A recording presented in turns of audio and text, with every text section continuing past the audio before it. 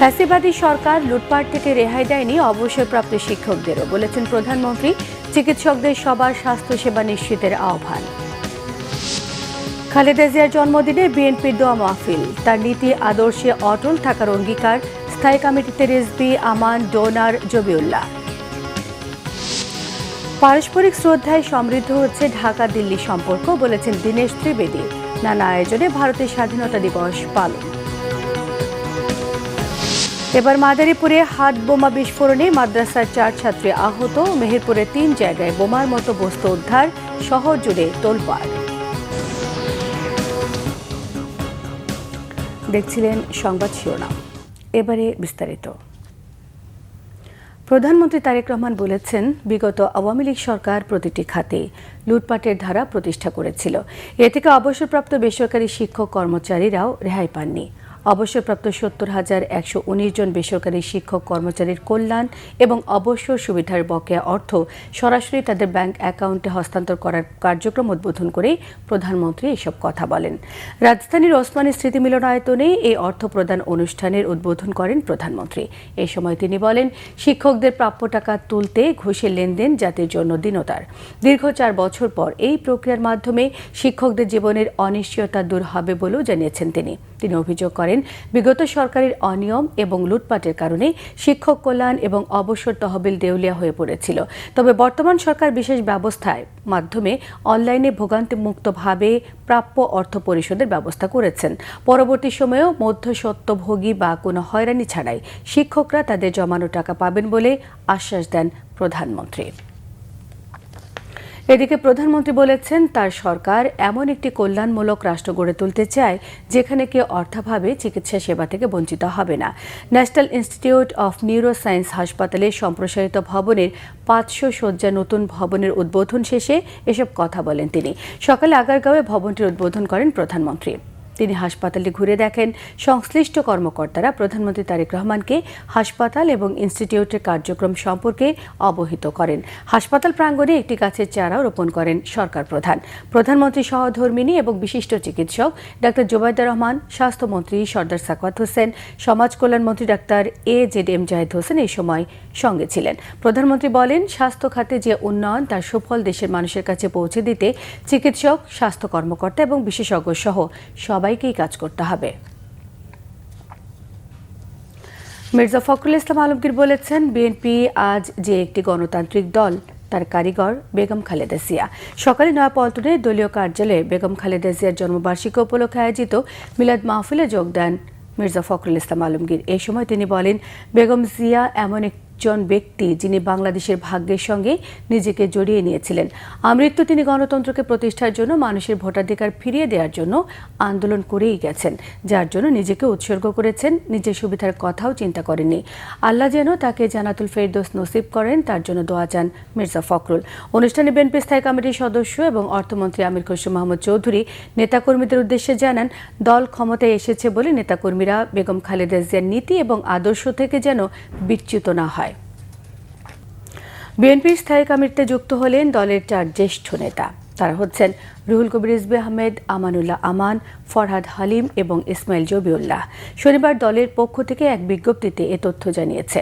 বিজ্ঞপ্তিতে বলা হয়েছে, দলের সাংগঠনিক গতিশীলতা বাড়ানোর জন্য এবং দলীয় সিদ্ধান্ত অনুযায়ী এই 4 নেতাকে বিএনপির জাতীয় স্থায়ী কমিটিতে সদস্য হিসেবে মনোনীত করা হলো। তাদের মেধা এবং বিচক্ষণতা দিয়ে এবং সুচিন্তিত পরামর্শের মধ্য দিয়ে সর্বোচ্চ নীতি নির্ধারণী ফোরামে দল এবং জনগণের পক্ষে গুরুত্বপূর্ণ সিদ্ধান্ত গ্রহণে অবদান রাখবেন বলে আশা প্রকাশ করেছে বিএনপি।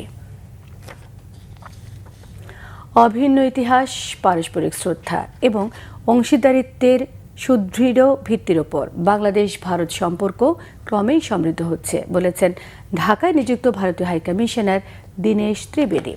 ভারতের 80তম স্বাধীনতা দিবস উপলক্ষে ঢাকায় এক অনুষ্ঠানে তিনি এসব কথা বলেন। বাণিজ্য, যোগাযোগ এবং নিরাপত্তা থেকে শুরু করে স্বাস্থ্যসেবার মতো গুরুত্বপূর্ণ খাতে দুদেশের অংশীদারিত্ব এগিয়ে যাচ্ছে জানিয়ে তিনি বলেছেন, বাংলাদেশের সঙ্গে ভারতের নবায়নযোগ্য জ্বালানি খাতে কাজ করার ব্যাপক সুযোগ রয়েছে।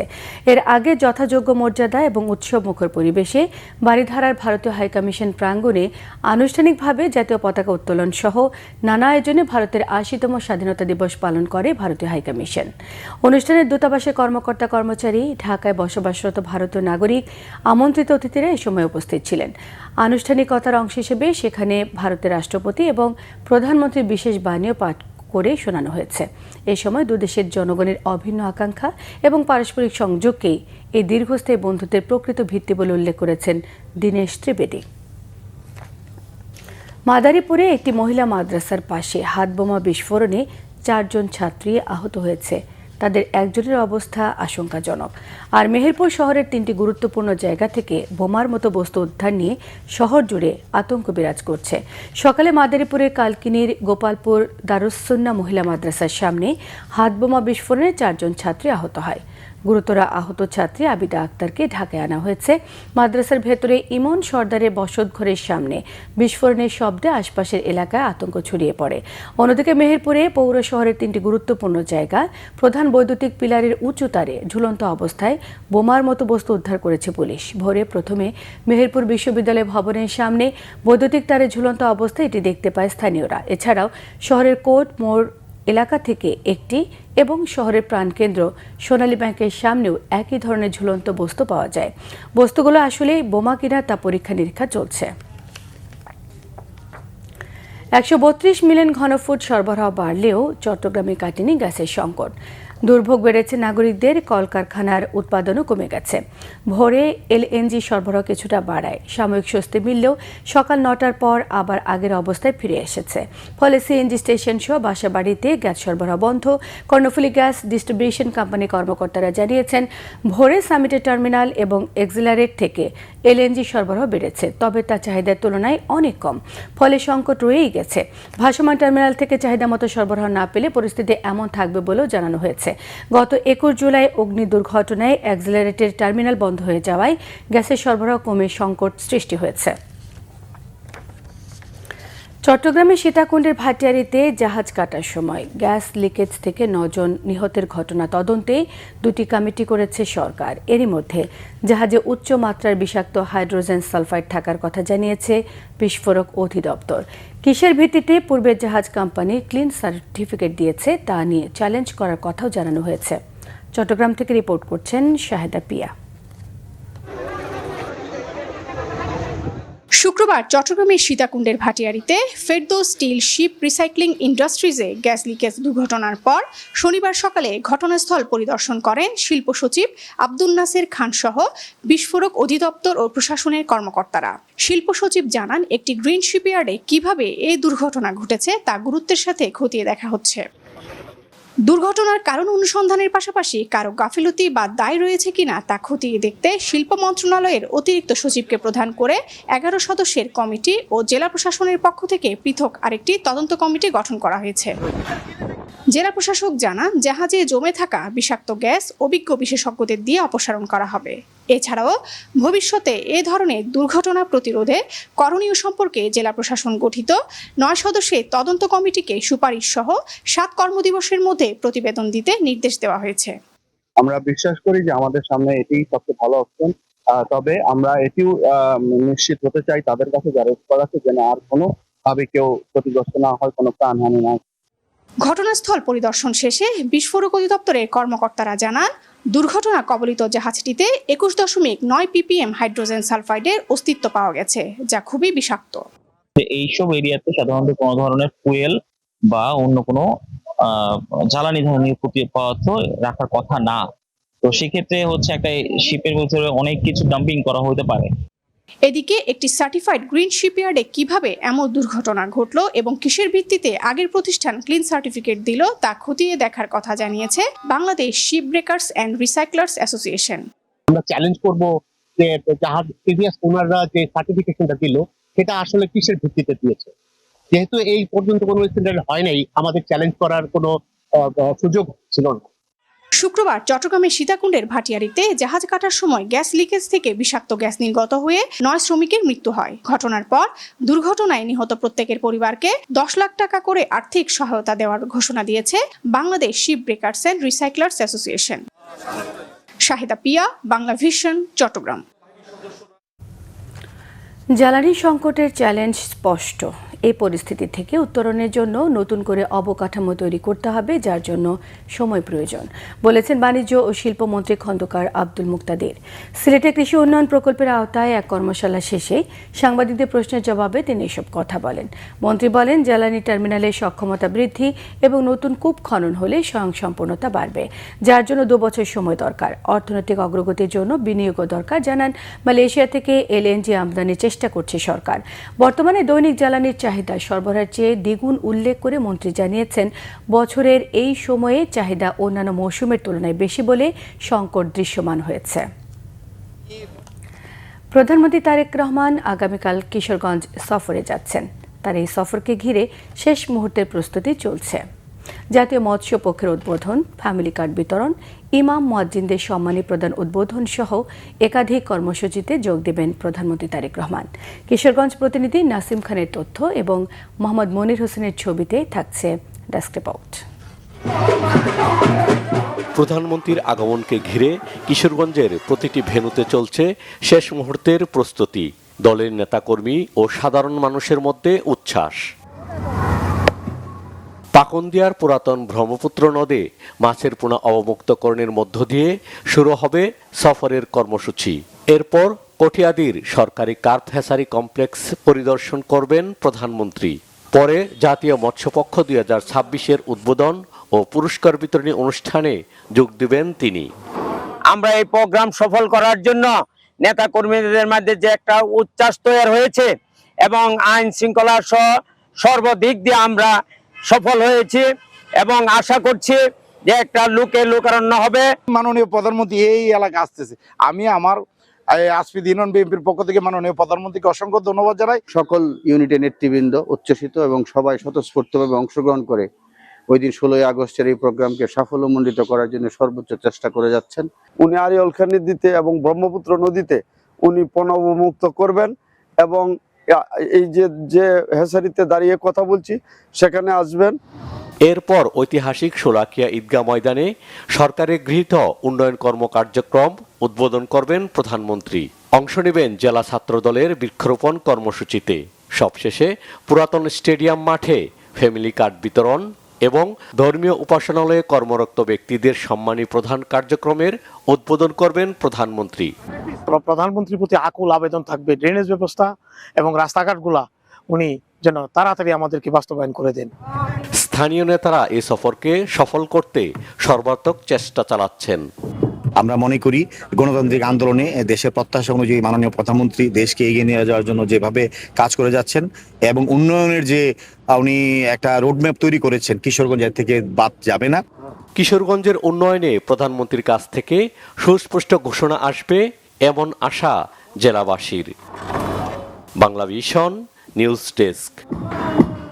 নরসিংদীতে দিন দিন কৃষকদের কাছে জনপ্রিয় হয়ে উঠেছে জিআই পণ্য হিসেবে খ্যাত লটকনের আবাদ। প্রতি বছরই বাণিজ্যিকভাবে বাড়ছে এর পরিধি।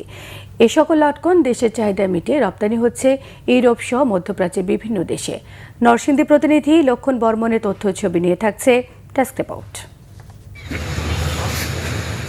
গাছের গোড়া থেকে শুরু করে প্রতিটি ডালপালায় থোকায় থোকায় ঝুলে আছে লটকন। একসময়ের জংলি ফল হিসেবে পরিচিত লটকনের কদর বাড়ছে নরসিংদীর কৃষকদের কাছে। বাড়ছে বাণিজ্যিকভাবে লটকন চাষের জমিও। এই অঞ্চলের মাটি ও আবহাওয়া লটকন চাষে উপযোগী ও কম খরচে লাভ বেশি হওয়ায় দিন দিন কৃষকরা ঝুঁকছেন এই ফল চাষে। চলতি বছর আবহাওয়া ভালো থাকায় ও সময় মতো বৃষ্টি হওয়ায় ফলনও হয়েছে বেশ ভালো। আকার অনুযায়ী প্রতি কেজি লটকন বিক্রি হচ্ছে 60 টাকা থেকে শুরু করে 200 টাকা পর্যন্ত। স্বাদে, গন্ধে ও রঙে ভালো হওয়ায় এই অঞ্চলের লটকনের চাহিদাও রয়েছে বেশি। আবারও ভালো ছিল, বৃষ্টি সঠিক সময় আইছে, এর লাগে বেশি লট ফলাইছি। 4-5 কোয়ালিটির মাল হয়। এই কোয়ালিটিগুলো আমরা বিভিন্ন রেটে আমরা কিনা বেচা করি। এগুলো আমরা সবগুলোই পাইকারি বেচি। এবছর ফলন ভালো হয়েছে এবং বিক্রিও ভালোই হইতেছে। আমাদের বাগানের লটকনের চাহিদা অনেক বেশি, কেননা দেখা গেছে এই দাগ নাই বা লটকনের কালার ভালো হয়, লটকন ভালো হয়, বড় হয়। এখানকার উৎপাদিত লটকন সারা দেশের চাহিদা মিটিয়ে রপ্তানি হচ্ছে ইউরোপ সহ মধ্যপ্রাচ্যের বিভিন্ন দেশে। কৃষি বিভাগ বলছে এবছর নরসিংদীতে লটকনের উৎপাদন হয়েছে প্রায় ৩১,০০০ মেট্রিক টন, যার গড় বাজার মূল্য দাঁড়ায় প্রায় ১৫০ কোটি টাকা। কৃষকরা যাতে লটকন চাষে লাভবান হতে পারে এই জন্য আমরা কৃষি সম্প্রসারণ অধিদপ্তর এই লটকন চাষিদের পাশে থেকে আমরা ইনশাল্লাহ কাজ করে যাব।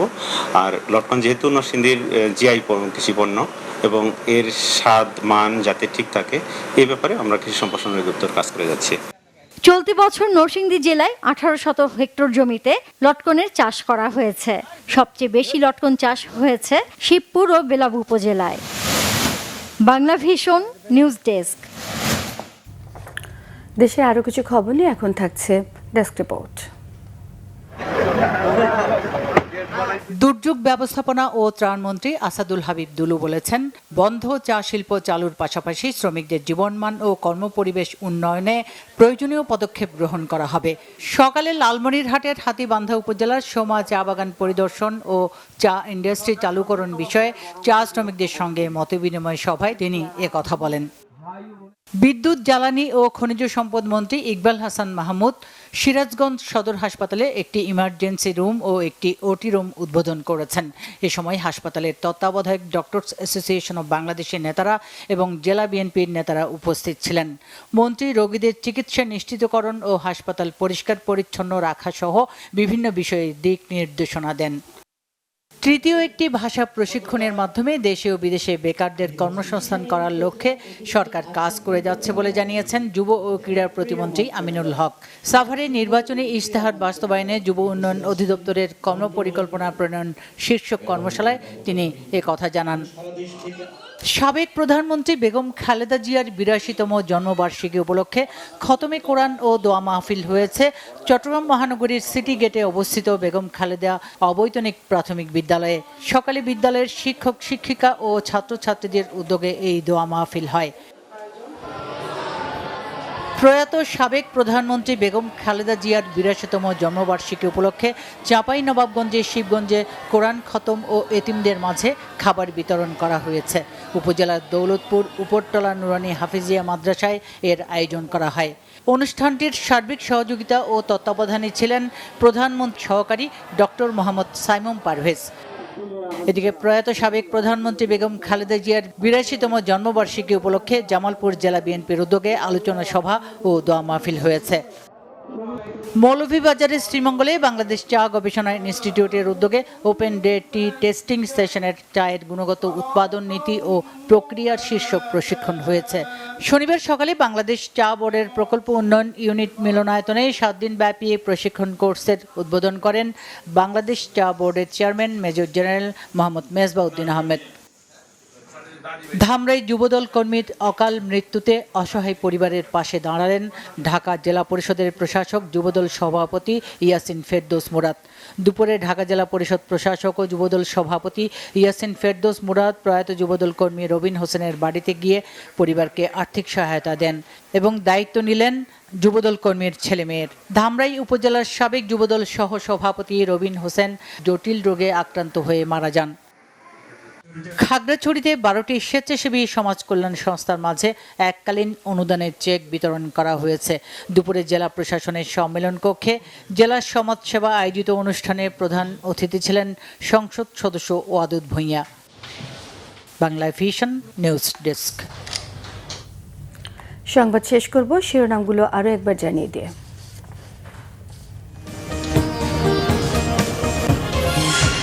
ফ্যাসিবাদী সরকার লুটপাট থেকে রেহাই দেয়নি অবসরপ্রাপ্ত শিক্ষকদেরও, বলেছেন প্রধানমন্ত্রী। চিকিৎসকদের সবার স্বাস্থ্য সেবা নিশ্চিতের আহ্বান। খালেদা জিয়ার জন্মদিনে বিএনপির দোয়া মাহফিল, তার নীতি আদর্শে অটল থাকার অঙ্গীকার। স্থায়ী কমিটিতে রিজভী, আমান, ডোনার, জবিউল্লাহ। পারস্পরিক শ্রদ্ধায় সমৃদ্ধ হচ্ছে ঢাকা দিল্লি সম্পর্ক, বলেছেন দীনেশ ত্রিবেদী। নানা আয়োজনে ভারতের স্বাধীনতা দিবস পালন। এবার মাদারীপুরে হাত বোমা বিস্ফোরণে মাদ্রাসার 4 ছাত্রী আহত। মেহেরপুরে 3 জায়গায় বোমার মতো বস্তু উদ্ধার, শহর জুড়ে তোলপাড়। এই ছিল এখনকার মতো, পরের সংবাদ সন্ধ্যে 7:30টায় দেখার আমন্ত্রণ রইল।